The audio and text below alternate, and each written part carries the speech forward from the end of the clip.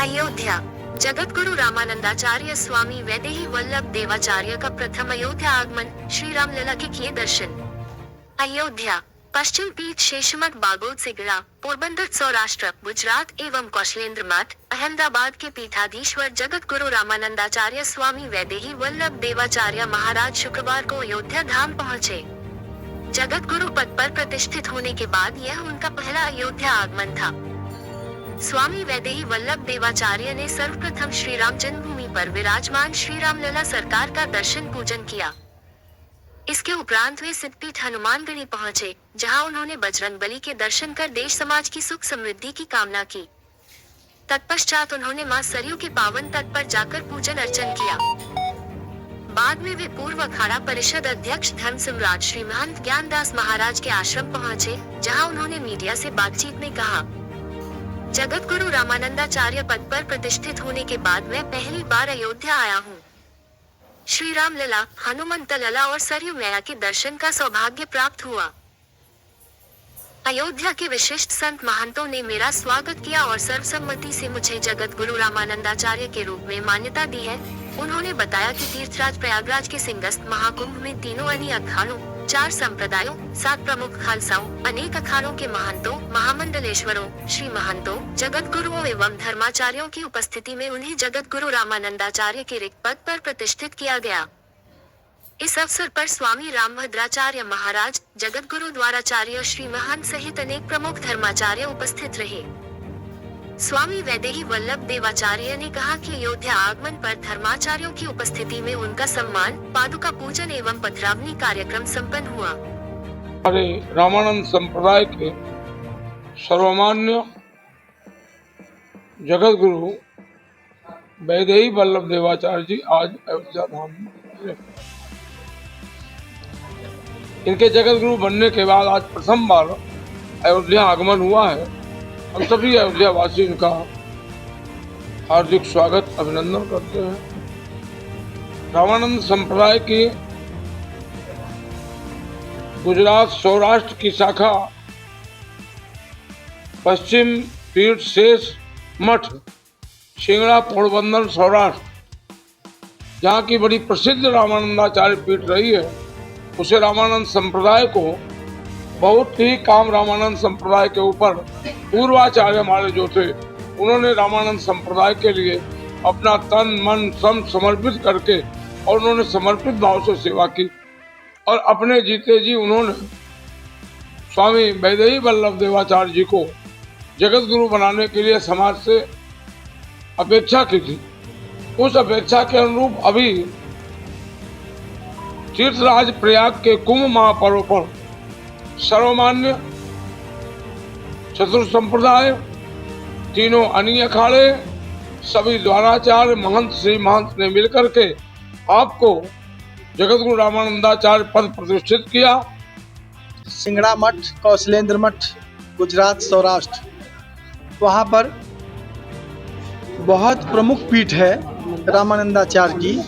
उस मठ पर, क्योंकि रामानंद संप्रदाय को उस मठ ने बहुत कुछ दिया है और उस पीठ पर श्री वैदेही वल्लभ देवाचार्य जी को जो है आपके प्रयागराज में प्रतिष्ठित किया गया है। समाज ने तीनों अन्य अखाड़े, 4 संप्रदाय, 7 प्रमुख खालसे और श्री महंतगण सभी लोगों ने मिलकर उनको जगत गुरु रामानंदाचार्य के पद पर प्रतिष्ठित किया है और वह पहली बार अयोध्या उनका आगमन हुआ है। इस वजह से हम लोग सभी जितने भी अयोध्या के संत महंत महापुरुष हैं, सभी लोग आह्लादित हैं, प्रफुल्लित हैं। उनका स्वागत किया है हम लोगों ने और उनका जगह जगह पधरौनी हो रहा है और वह संपूर्ण भारतवर्ष में दिग दिगांतर में जाकर के रामानंद संप्रदाय का परचम लहराएं, ऐसी हम लोगों की मनोकामना है हनुमान जी के चरणों में।